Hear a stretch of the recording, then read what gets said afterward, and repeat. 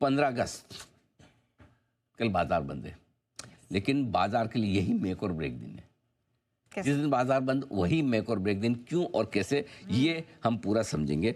अब ऐसे में लंबे वीकेंड के पहले खरीदारी करें या बिक वाली पोजीशन पुरानी है उसे खत्म करें या नई पोजीशन बनाएं, ये तीसरा सवाल है आज का।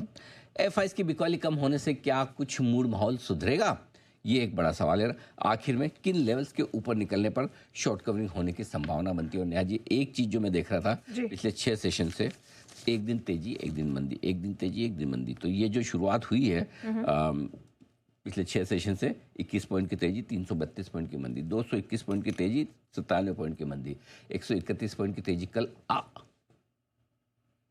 आज दिन ऑड एंड इवन टाइप।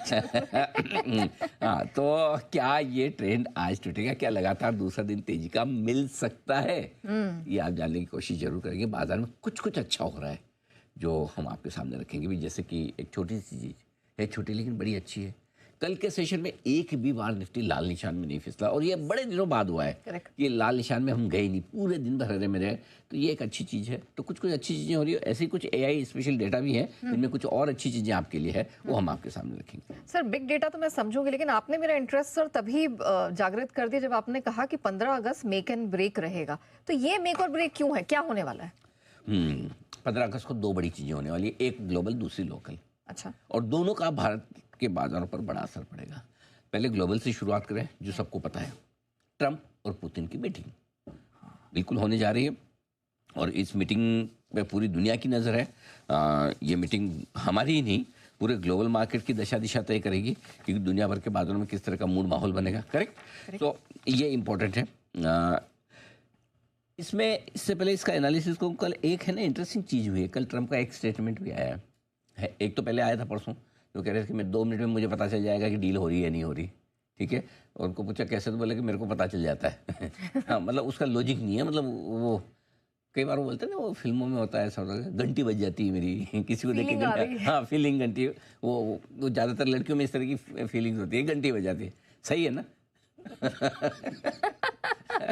तो वैसा घंटी बजने वाला, तो ट्रंप ने बोला कि मुझे पुतिन को देख के घंटी बज जाएगी कि डील हो रही है नहीं हो रही है, ऐसा है।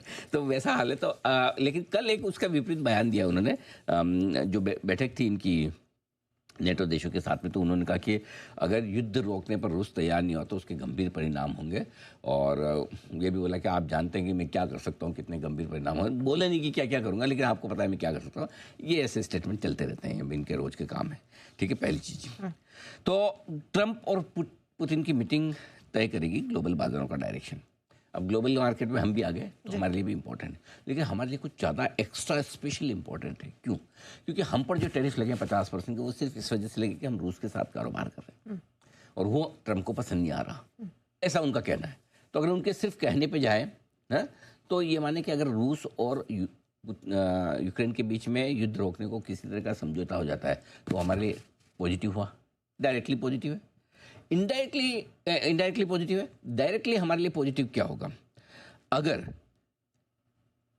इस बैठक में एक बात और आ जाए, वो बैठक ये आ जाए कि हम जो कुछ भी कारोबार रूस के साथ कर रहे हैं, अगर युद्ध विराम रूस के साथ हो जाता है और उसके साथ ट्रंप ये कहते हैं कि चलिए अब चूंकि युद्ध विराम हो चुका है, तो अब भारत अगर रूस के साथ कारोबार करता है तो भी हमें कोई दिक्कत नहीं है, और हमने जो 50% टैरिफ लगाया उसको हम कम कर रहे हैं, वापस ले रहे हैं, जो भी अगर स्पेसिफिकली हमारे लिए ऐलान कर दे, मजा आ जाएगा। अच्छा। तो फिर आपके लिए बड़ी तेजी हो जाएगी। क्योंकि एक चीज़ जिसने अभी भारतीय बाजारों का मूड दबा रखा है, पहले एफआईज की बिकवाली अकेले थी, अब एफआईज की बिकवाली के साथ टैरिफ का भी मामला है। नो डाउट, कुछ भी हो, भले हम कम गिर रहे हैं वो अलग बात है, लेकिन मूड तो खराब है ही ना, उसमें कोई डाउट ही नहीं है कि भाई ऐसा टैरिफ लगना अच्छी बात तो नहीं है। तो अगर ये हो जाता है कि भाई वो साथ में ये भी दे दे, लेकिन दूसरी तरफ ये अगर किसी तरह से बात नहीं बनी, और वो तो लेकिन न रूस को छोड़ूंगा न रूस के साथ वालों को छोड़ूंगा, अब देखो तुम मैं क्या करता हूँ, तो फिर मामला और बिगड़ सकता है। तो ये जो इवेंट है मेक और ब्रेक है। अब तीसरी ऑप्शन एक और हो सकती है, रूस के साथ तो कर ले लेकिन हमारा टैरिफ कम ना करें। क्यों? क्योंकि उनको लगता है कि हम उनको नोबेल प्राइज प्राप्त करने में मदद नहीं कर रहे। अगर हम बोल देते हैं कि तो आपको क्रेडिट है भारत पाकिस्तान युद्ध रोकने की, ये वो सब, तो उस चक्कर में उनका काम हो जाता, जो किया नहीं। तो अल्टीमेटली हमें पता सबको है कि जो चीन सबसे ज़्यादा रूस के साथ कारोबार कर रहा है, उनकी 90 दिन उन्होंने डील आगे कर दी।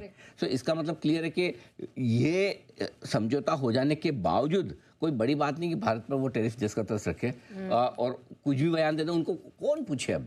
करेक्ट। बोलेगा अब तो ये हो गया तो हो गया, मैं फिर भी नहीं कम करूंगा लो। तो मेरा ये मानना है कि वो रिस्क तीनों तरफ है। डील होने पर और डील के साथ हमारी क्लैरिटी आ जाए कि नहीं लगाएंगे टैरिफ तो बहुत बढ़िया। करेक्ट। डील हो जाए और हमारे बारे में कुछ ना बोले तो पॉजिटिव से थोड़ा न्यूट्रल से थोड़ा पॉजिटिव, और डील हो जाए साथ में बोले नहीं मैं भारत को तो नहीं छोड़ने वाला, तो फिर हमारे लिए वो डील कोई काम की नहीं है। हाँ, वो अलग बात है कि वो फिर उनको एक्सपोज कर देगी। एक्सपोज तो वो है ही है, अब इससे ज़्यादा क्या, सब जानते हैं, कुछ भी कहते हैं कुछ भी करते हैं। तो ये तो हो गया आपकी ग्लोबल इवेंट। अब आइए लोकल इवेंट। कल प्रधानमंत्री जी लाल किले के प्राचीर से राष्ट्र के नाम संदेश देंगे, भाषण देंगे। और इस वक्त देश को क्या चाहिए? देश को ये चाहिए कि अगर कोई अमेरिका जैसी इकोनॉमी या अमेरिका जैसा देश हमको आंख दिखा रहा है तो हम अपने दम पे क्या कर सकते हैं। करेक्ट। और हमेशा देखो हमारे देश का इतिहास रहा है, हमारे यहाँ रिफॉर्म्स, बड़े बड़े डिसीजन जब हुए तब जब मुसीबत आई है। करेक्ट। 1991 से लेकर उसके बाद तक का हमेशा का समय है कि हम मुसीबत में, हम उससे आपदा में अवसर ढूंढते हैं, ठीक है ना। तो ये एक अवसर है कि हम किस तरह से भारत में मैन्युफैक्चरिंग को बढ़ाने के लिए तो हमने काफ़ी कुछ किया, वोकल फॉर लोकल, PLI सब है ना, यहाँ प्रोडक्शन बढ़ाने को लेकर सारी चीज़ें की है, ठीक है। लेकिन क्या हम भारत का कंजम्पशन बढ़ाने के लिए कुछ कर सकते हैं? समझो हम आज अमेरिका पे डिपेंडेंट क्यों हमें वहाँ कंज्यूमर दिखते हैं। अगर 140 करोड़ लोगों को में हम कुछ और कंज्यूमर बना लें, करेक्ट। अगर हमारे यहाँ के लोगों का लेवल ऊपर हो जाए, उनके हाथ में पैसा हो, वही खरीदें, करेक्ट, तो क्यों नहीं ऐसा करने से हमारा कंजम्पशन बढ़ जाए। हमें जो प्रोड्यूस कर रहे हैं जिसे एक्सपोर्ट पर हर वक्त डिपेंड, ऐसा 100% तो आप कभी ऐसा नहीं हो सकता कि एक्सपोर्ट ना करें पूरा, लेकिन अगर इफेक्ट 10 पॉइंट का आना है तो क्या हम इस इफेक्ट को 3-4 पॉइंट तक सीमित कर सकते हैं? करेक्ट। इतना छोटा कर सकते हैं क्या? हमारी ग्रोथ जो 7% की हम सोच रहे हैं, 7 की जगह 6 आ जाए, 4 ना हो, 5 ना हो। अगर इस तरह का कोई प्रयास होता है सरकार की तरफ से, मोदी जी की तरफ से, तो मुझे लगता है वो बाजार को बहुत पसंद आएगा कि हम हर एक पैमाने पे लड़ने को तैयार है और हमारी इकोनॉमी को। तो कोई ना कोई ऐसा संकेत जो या तो हमारे लिए यहाँ मैन्युफैक्चरिंग बढ़ाने का काम करे या हमारे यहाँ कंजम्पशन बढ़ाने का काम करे। तो अगर ऐसा कुछ आ जाए तो सोमवार को बाजारों को मजा आ जाएगा। तो और अगर दोनों आ जाए 25,000 के पार, क्योंकि फिर क्या है, फिर बाकी फैक्टर्स भी तो काम करेंगे, बाजार के इंटरनल शॉर्ट्स ये वो। सो अगर देखो अब इसलिए जिस दिन बाजार बंद है वही सबसे इम्पोर्टेंट दिन है अब आपका, वो है कल। चलिए, तो ये बहुत महत्वपूर्ण बात हो जाती है कि स्वतंत्रता दिवस है, कुछ बड़े डेवलपमेंट्स यहाँ पर होने हैं, अंतर्राष्ट्रीय बाजार हो या फिर डोमेस्टिक मार्केट हो, हर लिहाज से ये काफ़ी महत्वपूर्ण रहने वाला है। सर